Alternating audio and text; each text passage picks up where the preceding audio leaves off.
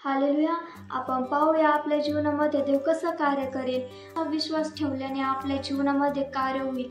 आपण पाहूया मत्ती याचा 9वा अध्याय आणि 20, 21 आणि 22 वचन.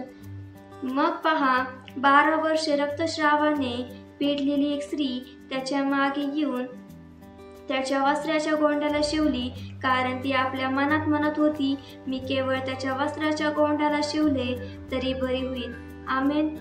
एक 12 वर्ष पीडित असलेली एक स्त्री आहे, जी रक्तस्रावाने पिडलेली आहे, जिचा आजार जो 12 वर्षापासून आहे, जो कधी बरा झालेला नाही आहे. त्या स्त्रीने अनेक उपचार केले असतील, अनेक मेडिसिन घेतले असतील, अनेक वैद्यांना दाखवला असेल, पण तिला फरक पडलेला नाही आहे. ती वैतागून गेली असेल, कदाचित तिने आशा सोडून दिली असेल की आता मला आरोग्य भेटूच शकत नाही, आता मी आजारातून मुक्त होऊ शकत नाही.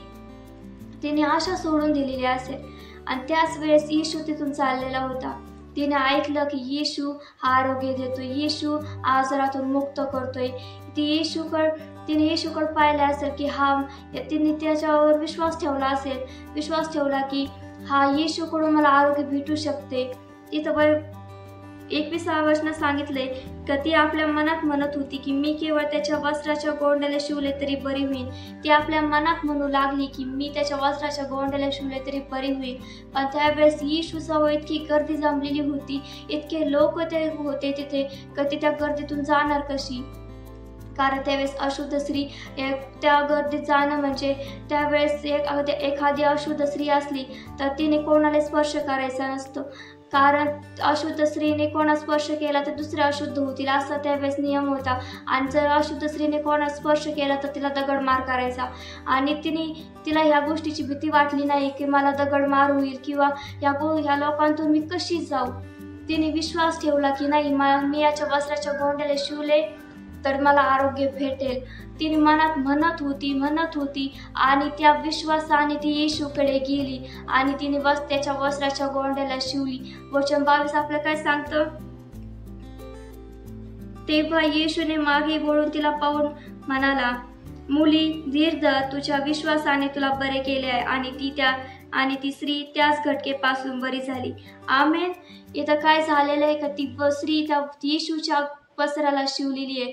येशूच्या वस्त्राला ती शिवताच तिला आरोग्य प्राप्त झालेलं आहे. येशूने काय म्हटलं, तुझ्या विश्वासाने तुला आज आरोग्य भेटलेलं आहे. तिने विश्वास ठेवला आणि त्या विश्वासाद्वारे तिने ते कार्य केलं. तिने विश्वास धरला आणि ती कृती केली की नाही, मला आरोग्य भेटलंय. आणि ती केली आणि तिने वस्त्राला शिवली आणि तिला आरोग्य भेटलं. आणि तिला येशूने काय म्हटलंय की तुझ्या विश्वासाने तुला आरोग्य भेटले आणि तिच्या विश्वासाद्वारे तिला आरोग्य प्राप्त झालंय. आज तुम्हालाही आरोग्य प्राप्त होऊ शकतं. आज तुमच्याही अडचणी प्रॉब्लेम सॉल्व्ह होऊ शकते. फक्त येशूवर विश्वास ठेवा.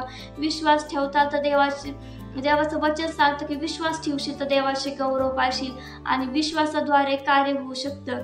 म्हणून तुम्ही विश्वास ठेवा की देव तुमच्या जीवनात नक्कीच कार्य करेल. आपण प्रार्थना करूया. धन्यवाद प्रभू परमेश्वर पिता, आजचा दिवस दिला त्याबद्दल तुझे आभार मानतो बाप्पा. प्रभूचे असं सुंदरसं वचन दिलं त्याबद्दल तुझे आभार मानते बाप्पा. धन्यवाद प्रभू.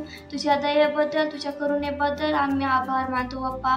प्रभू, आजचं जे वचन आहे ते वचन प्रत्येकाच्या मनामध्ये रुजलं जाऊ दे बाप्पा.